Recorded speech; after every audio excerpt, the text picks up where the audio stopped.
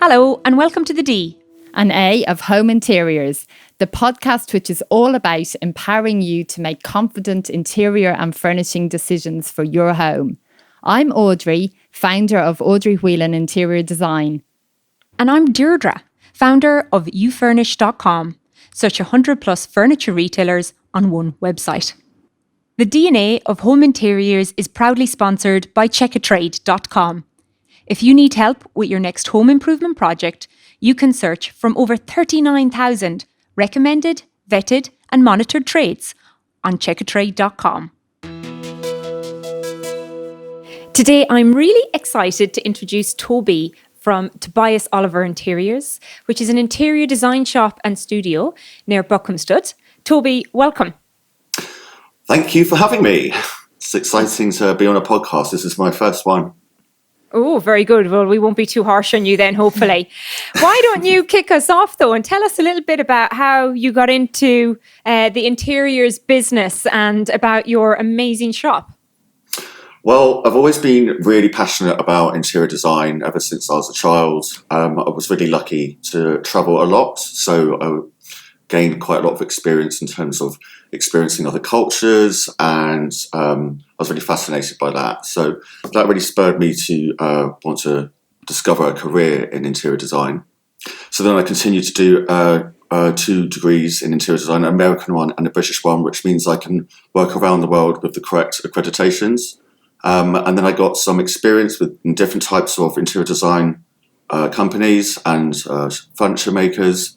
So that took me up to about 6 years ago.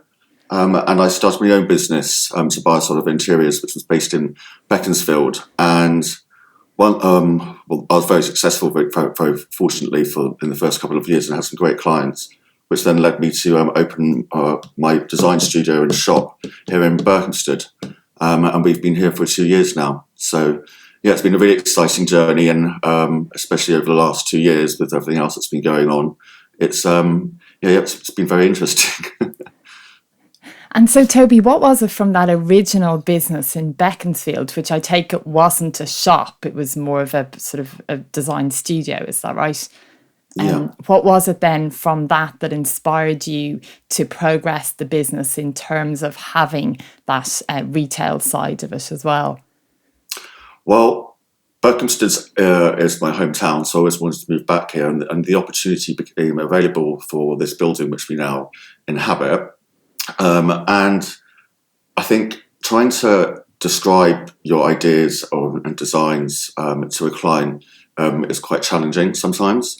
So to be able to demonstrate that in the shop downstairs was what felt to me a great example. It was like a showpiece. So it's set like a show apartment. So there's a living area, a bar area, and then it's obviously like a retail area. It is a shop, but it shows you, the custom furniture, the level of design that we strive to achieve, our window treatments or furnishings. So yeah, that's really what caused that transition. Yeah, wow, yeah, sounds amazing. I would love to visit sometime, definitely. Oh, well, you're very welcome. It's really interesting, Toby, as well, because I suppose you get such a broad range of people coming into the shop. What are the reactions? Because it is, I've seen, the images, it is like an amazing home. So you must get people that are quite overwhelmed by, wow, this is so visual and I can really imagine it. Like, what are the different reactions of the customers? I mean, the reactions vary a lot, as you can imagine, but it depends on, I guess, the demographic. As you come into the shop, you sort of walk up some stairs and you have this big chandelier that's over a beautiful coffee table, and so it is a high impact, and that's what it's supposed to be. It's meant to be like you're walking into a luxury department store in the centre of London, but on Berkhamsted High Street. So we've definitely achieved that, and so people sometimes feel a bit intimidated when they come in, but when they realise that it's a really friendly and relaxed environment, people really let down their barriers. And we represent quite a lot. We represent quite a few different brands now, and they really range in terms of accessibility. So it's really, you can pick up something for £7.50, like a little travel gift, and then of course the ranges go up. It depends on what you're looking for. Yeah, wow. And so is everything in the store then bought in via different brands, or is there anything that you actually design yourself and sell? So I don't design products myself. I stick to know what I know, and that's interior design. Yeah. So yeah, we represent brands. So Jonathan Adler, for example, Anissa Kamish, L'Objet, Michael Aram, Baobab Collection, Reflections Copenhagen. So some really lovely brands. And petware now. We now do petware too. Petware, yes. I've been hearing one of the sofa manufacturers I work with in the UK has been saying about, an increased demand in dog sofas, so little matching sofas to their big sofa, which I find quite amusing, being a non-dog owner. But I can see the appeal. What is petware, Toby? Is it, because when you say wear, I'm thinking clothes, and I know that we've lots of dog beds on youfurnish.com, but which category, or what does dog wear encompass? Okay, so like neckerchiefs and collars and leads, and that's what it sort of covers. Yeah, but they're really great, and we both, my colleague and myself, who work upstairs in the design studio, we both got lockdown dogs, so it felt just natural for us to branch into a petware. Why not? Yeah.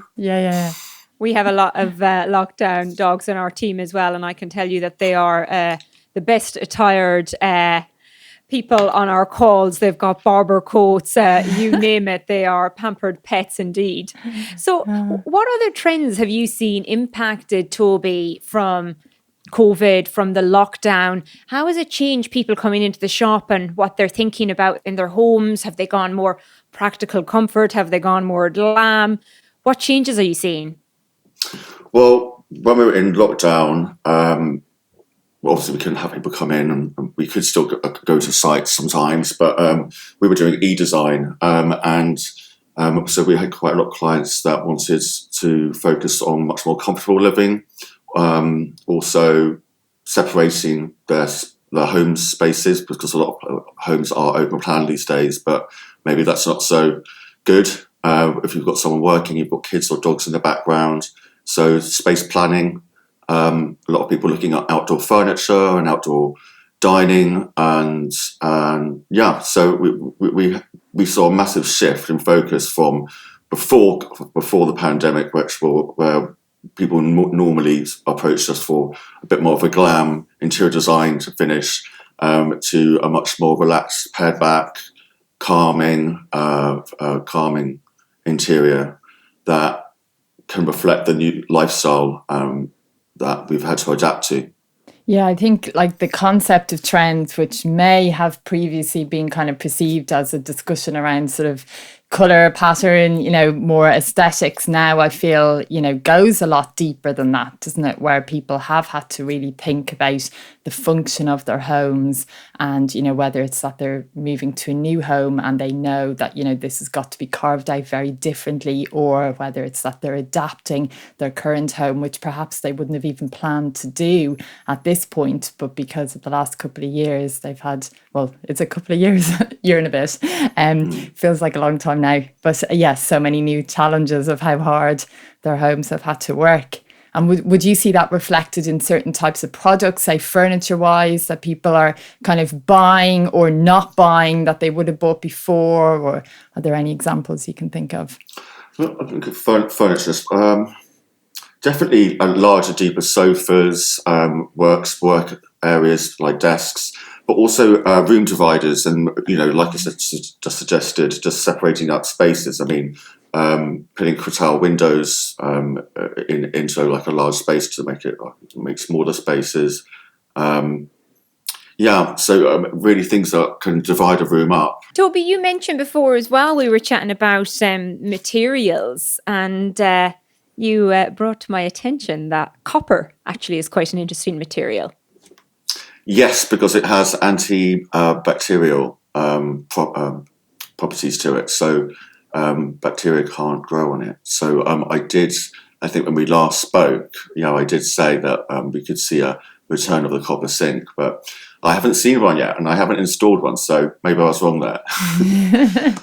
Maybe not enough people know about that. I think the materiality side, is probably just a bit slower to emerge from this. But I think there is more, certainly amongst kind of specifiers, there is more discussions around that. And I've seen, I've started to see things in hospitality settings now, like for example, on the way to Holyhead Port a couple of weeks ago at a service station, I saw that over the door handles there was actually like an automatic anti-bac kind of sprayer on the handle. And I thought, ooh, I can see the kind of concept here, but it kind of feels a bit weird and it's very cumbersome and doesn't look great and all, but you kind of feel like, yes, we're on a journey to something that will end up kind of more sleek and refined, where we kind of blend that function and aesthetics together. But right now it's all about just kind of make it safe, make it okay, without necessarily getting, the best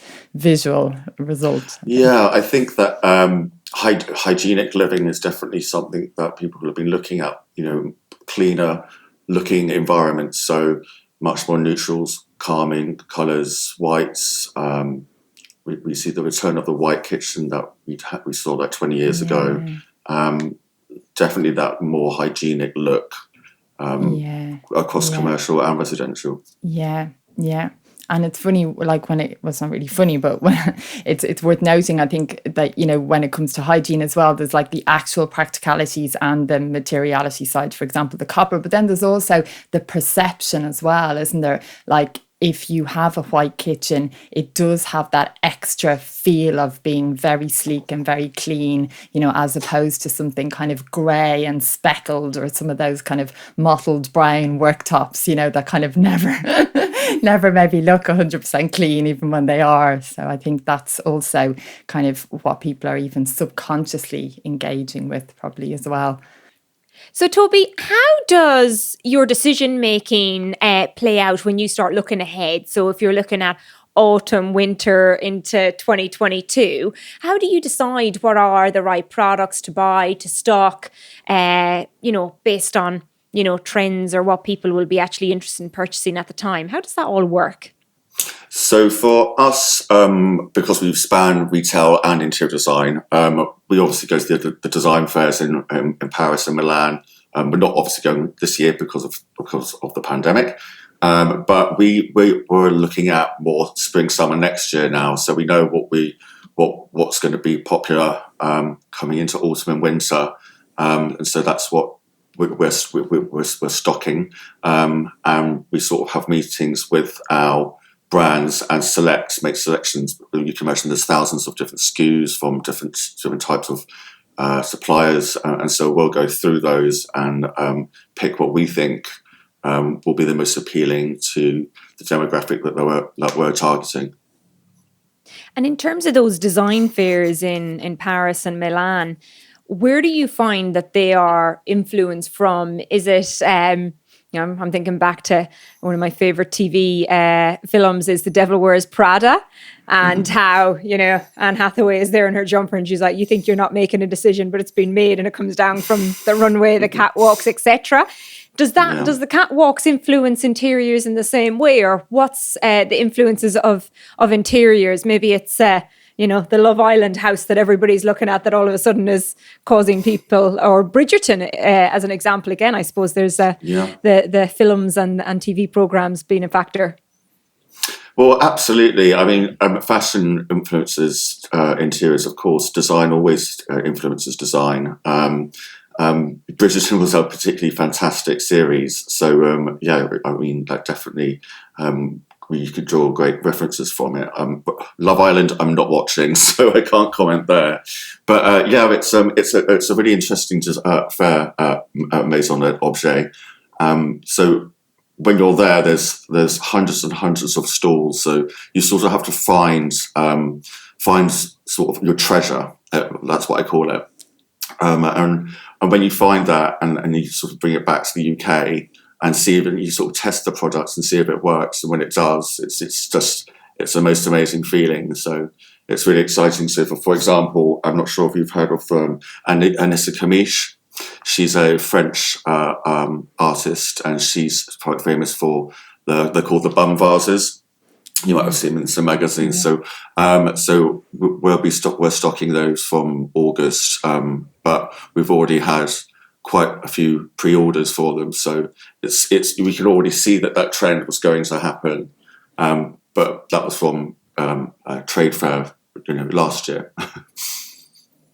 And you mentioned that you're now looking at spring, summer, and you already know what the trends are going to be for autumn, winter. So can you share with us what is going to be all across our interiors for the latter part of the year? So we're going to see some more crystal ware. We're going to see lots of different metals. So mixing of metals, which is going to be very exciting. Very tonal interiors, bringing the outside in, so some like muted natural colours. It's going to be quite a big. We'll see quite a lot of that. I feel like I don't want to give away too much because it is exciting to see it when products land and get the public's general perception of it. But some quirky designs are coming as well. So. Some really exciting designs from the Haas brothers are coming into play later this year. We've not seen them yet, but we know that they're doing the Haas collection number 2 after their first collection, which was so successful. Yeah, I was curious to ask you, Toby, what sort of proportion of your customers would avail of your design service, like before purchasing, or have you noticed an increase in people kind of, purchasing maybe online because of the fact that you're closed over lockdown, or are there any big differences that you see or any patterns there with how people approach their decision making and their purchasing? What, in terms of interior design or the shops? Yeah, whether they avail of your design service, or is that how pretty much everybody comes through to purchasing from your showroom, or do you get a large or a proportion of people who just purchase from your showroom without having any interior design input from yourselves? I mean, it's very separate, our business. So we have the interior design side, which is where we provide the services. And of course, when we finish creating the interior design of someone's house and installed all the furniture, etc., we'll then accessorize with all the products that we have in store. So in terms of that aspect, we do. But then we have our shop and e-commerce store, which is very separate. So people won't call us up and ask for advice on products. It's very much just a shop in that respect. But saying that, when people do come in store, we will sort of guide them in the right direction and explain about the products and the brands and the history behind them. And it's really exciting to be around products, especially because we were in lockdown for so long. Just being, surrounded by products and having people come in store and be able to touch and feel and smell, all the gorgeous things that we have. So, yeah, it's a bit of both, really. Yeah. And then what about the online side? Like, have you noticed an increase in people then purchasing online without even coming into the store? Yeah, so it's really increased, dramatically, actually. We process about 4 or 5 orders a day compared with last year, where we were doing about probably a month. The demographic is very vast. We're shipping to Australia, to Hong Kong, to America, to Africa.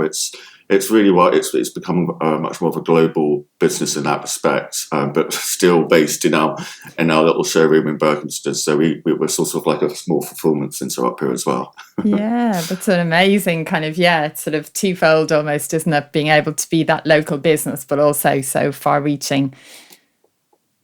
Yeah, absolutely. I'm really intrigued, Toby, to know around how often do you see people redesigning their homes? Is it a case that it's certain life stages that are driving it? So the kids are now gone, so we'll do a redesign. Or is it every 3-4 years people like to redesign? And maybe how often do you do it yourself? versus customers. Sometimes we're the worst at it when you're in the industry. Yeah, I know. I always say that. My house is always the last house to be looked at. But going back to the question, it really varies on the client. I mean, we have some clients that just are continuous, so we'll constantly be doing work for them. Going from one room to one room, and then going full circle again, and then just updating it and refreshing it, which is really lovely because you just have that continuation. And then we have some people, like you suggested, though, the kids might have gone to university and suddenly they want a much more adult space, where the bar, for example, where the Xbox used to be. And also we're seeing, especially in this town, where a lot of people are leaving London and moving out for obvious reasons. And and they're quite a young demographic, in the 30 to 40-year-olds. But good to know I'm still young. Oh, gosh, I hope I haven't offended anyone. So they're all moving out and developing these old 90, Victorian houses here in Berkhamsted and making them into these quite cool new contemporary spaces. And so it's a bit of everything, really, Deirdre. Quick shout out for our sponsor, checkatrade.com. Search recommended tradespeople online with checkatrade.com. So what I'm intrigued then in terms of like your personal style. What is like the one thing that you have to have in your home, and maybe the one trend that you don't like as well, or that you would never have? Okay, one thing I don't like is purple. That's Audrey's favourite colour. So I was going to say, it's always interesting when someone asks me to design a purple room. So of course I do it, but I'm just so there's no purple in my house. Sorry if I've offended you, Audrey. No, don't worry. We all have a colour that we don't like. And then in terms of something that I'd have to have in my house would be a really comfortable sofa. So I'm in love with I don't have it, but I'm in love with the Andrew Martin Truman sofa. I don't know if you've ever sat in it before. You can sit in one in the Andrew Martin showrooms, but they're so comfortable. You just fall into them, and it's very difficult to get out. Audrey, what's your colour that you wouldn't have in your home? Oh, yeah. So you see, I was thinking, I think colour is quite a complex one for me. I mean, not in a bad way, but just I was thinking, oh, hang on, guys. I actually don't know if I would have a purple room. So I think purple for me is like a colour. I'd happily have a purple coat or a purple handbag or something, but I wouldn't necessarily I definitely wouldn't paint my walls purple. I don't think anyway. Do you not have purple curtains, striped curtains in your living room? That kind of blue, sort of blue. Like so maybe winey. Indigo, actually. And I must admit, actually, my sofas are like a sort of it's a grey with a very small hint of purple. So I think, like I said when we were doing our colour podcast, colour is so dangerous when you just talk about it, because purple to one person can be like, the chocolate box purple. And then to another person like me might be like, oh yeah, that tiny purpley hint in the grey and the sofas, which actually, depending on what colour you put it next to, it can either look a bit more purple or it can look like there's no purple in it at all. So it's, but the question you asked me, Deirdre, was what colour would I not have? Is that what you said? So, yeah. So I suppose, in terms of paint, probably like blue. I mean, I tend to not really go for kind of cold colours, but then again, I would, just like you pointed out about the curtains in the living room, bits of blue in them. I mean, very ornate and patterned, but there is some blue in there. So I actually don't think there's any colour I could definitely say I would never have in my home, because for me it very much depends on, is it a material, a paint colour, a texture, and that would kind of influence, whether or not I like it or want it. So there you go. Nothing straightforward here. Well, that's the beauty of it. Yeah. That everybody is unique and different, and Yeah. And what about you, Deirdre? Because I do know what your favourite colour is, the mustard yellow, but I don't think I actually know what you wouldn't, if there's a colour that you absolutely wouldn't have or use. I was thinking of it when I asked you the question because I hadn't thought about it before. And I was like, oh, I don't really have red. And I was like, but I love the sort of the deep red walls that you can have. Yeah. Especially if I have this dream office, I like white cream cabinets and a big red wall behind me, sort of energy. So it's not that one. And then I was thinking, no, I don't really like brown. But yeah, I love brown wooden furniture. Yes. So see, that's so different to a brown painted surface, isn't it? Because the texture in it is, I think you don't even necessarily go, oh, that's brown. You think, oh, that's a lovely piece of wood. So that's how the brain kind of responds to it, different to a flat brown surface. I was going to say that I just coming back to what you said about it really depends on the context, doesn't it? I mean, I remember when in one of my first jobs, I was asked to do a mood board for a bedroom, and I put red in it, and oh my gosh, the design director was like, absolutely no, you can't put red in the bedroom, and pretty much ripped the mood board to shreds. But it was quite a learning experience. But if you're not learning, then you're not growing, are you? But yeah, so I guess it's a good one to think about. It's the context, and I'm sure purple has a place somewhere. It's just what fabrics it on, or is it maybe? Do you know where it might be quite exciting to see purple? Would be if you were to open maybe a bar, and inside the bar would be a really vibrant purple lacquer, so that it's just like a surprise. Oh, that's interesting, like a pop of colour. So that's where I'd probably like to see a purple. And things like that as well. You're not looking at them all the time then, so it's like it can be vibrant, but then it's not like overpowering, or you're not going to sort of get sick of it. And it's quite nice to do, actually. Now I might use that one now. Do you see, like, speaking of colour, kind of, I mean, say for example, well, I was going to say, do you see any particular kind of colour trends or preferences, or maybe how they change over time? But I mean, one thing I'll just say is when I was looking on your website, I was thinking, from what I know, having looked at your website, occasionally over time, is that I would have thought a lot of it is maybe veering towards the neutrals a bit more, and kind of a lot of texture, a lot of different materials. But I'm actually a huge fan of Jonathan Adler, and I love the colour and the pattern and the sort of like the op art bar, that kind of thing. But I thought, actually that's quite different and quite dramatic versus a lot of the other pieces you have. So is that sort of that, you find there's kind of different customers that will go for different things, or is that something that's more recent, that more people are really embracing that sort of almost more fun and kind of vibrant? What I love about Jonathan Adler is they really don't take themselves too seriously, and it's really quirky, it's fun, it's colourful, and they're statement pieces, and it's and that's why we were really excited to be in partnership with them. Originally, we say we're experts in tonal interiors. So we like things to feel seamless and tonal, which really is what is demonstrated quite well in the showroom downstairs.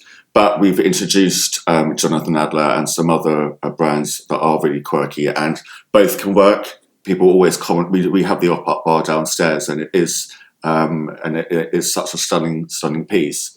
But it's sat next to a very relaxed, comfortable, a very tailored, comfortable sofa in a boucle fabric. So, but both can work really well together. And that's, I think, the beauty of design and being able to show people, because people sometimes think, oh, it's got to be just, if you want the Jonathan Adler look, then it's got to be just Jonathan Adler, but it doesn't. You can mix it with classical design, tonal interiors, and it will still work really well. Yeah. And I think, because sometimes when people see something at the op art, and if they do think the whole room has to be kind of kitted out in that brand, that can feel massively overwhelming kind of for people who actually don't want to go kind of so loud and so bright. But yeah, I do love that kind of the idea of mixing like that. So Toby, really interesting when we were chatting about colours there and people's likes and dislikes and actually all around context. I'm also keen to discuss about patterns. Do you find that people really dislike certain patterns that they would definitely have or not have? I'm thinking of my preferences and actually things that I wouldn't have. And when I think of things I wouldn't have, I'm really busy patterns around very stripes or polka dots is probably something that would be a big turn off for me. So I was just wondering, do people have very sort of set notions around that? Yes, is the answer. And it's a great start when we have a new client. When you can ask them, and especially it's probably one of the most important questions is what do you like and what you don't like, and patterns plays a big part in that. So, for example, animal prints, people, you either like them or you don't, and the same as stripes, or do you like more just plain fabrics, or that definitely comes into play. Do you have a preference yourself or a dislike? I really like animal print. So I love I love the Colfax and Fowler. It's called Wild fabric. It comes in dozens of colorways, and we have them upholstered on our bar stools downstairs and on some cushions. So yeah, if you pop on the website, you'll be able to see them in the showroom. Definitely go check them out. Yeah, sounds great. And, you were talking earlier about sort of awesome winter ahead and already kind of knowing what's happening there because you're now thinking about sort of next year, spring, summer. So in terms of that awesome winter product range, is there anything in particular that's sort of about to appear in the showroom that you're particularly excited about that you'd like to tell our listeners about? Yeah, well, actually there's something that's really exciting that's coming up. At the end of August, beginning of September, we'll be introducing Visual Comfort lighting, which is an American brand, only recently brought over to the UK. So we're going to be stocking them here in Berkhamsted in our showroom, but also online, the whole range. And what I love about Visual Comfort is all the designers are so eclectic and varied and very well known. So you've got Erin, Kelly Wersler, Barbara Barry, Ralph Lauren, Mary Flanagan, and etc. The list goes on. There's just so many different types of designers as well. So the lighting is quite eclectic in that respect. I specifically love the Kelly Wersler range. I love her designs. I'm not sure you're familiar with her. She's an interior designer in California, so she's quite wacky, but she's definitely someone that I really find inspirational. And specifically, I love the Melange desk lamp, which has got it's like a quartz domed top and then a brass base, and what I also love about the whole collection is they're all really accessible in terms of price points. So it's something that's I'm really excited about bringing to the store, and looking forward to showcasing it to everyone. Yeah, that sounds great. And also like perfect time of year really to be thinking about lighting, isn't it? As we come into kind of autumn, winter, nice to kind of plan ahead a bit. And just like you said, you mentioned the desk lamp, but it doesn't have to be that you're sort of refitting electric pendant lighting, even if it's that, you're not going to get into sort of any major works in the house. But I think, being able to add in some, a lamp or two can often just be a great way to really transform a space and add some extra ambiance, especially as the evenings are getting darker. So, yeah, great. Yeah, I look forward to checking those out myself. Yeah, I think just touching on that again, it's just a great way to adding a table lamp. It's just one thing that you can put in a room that instantly enhances the aesthetic, and it's just a quick, easy fix in that respect. Especially as you say, but as we come into the winter months. Yeah. Well, thank you so much, Toby. It's been absolutely brilliant having you on the podcast, and looking forward to checking out all these new things in more detail when I can visit. Wonderful. Thank you so much, Audrey. If you enjoyed our podcast, we would be delighted if you could rate, review and subscribe on your favourite podcast provider. This will help others who are seeking home and furnishing advice and inspiration discover the DNA of home interiors. You can find us on Instagram, Facebook, YouTube and Twitter at the DNA of Home Interiors. If you are looking for inspiration and help in designing your home interiors, take a look at Audrey Whelan's masterclasses on audreywhelan.com/events. And don't forget to check out youfurnish.com, a search and comparison website which helps connect people with amazing furniture from over 100 retailers. We designed it to solve the problem we and thousands like us faced furnishing our homes. And now we are really excited that everyone can search, discover, compare and shop for their home all in one place. Thank you to our sponsor checkatrade.com for their support in bringing this episode to you. And most importantly, thank you all for listening today. We hope you can join us next time.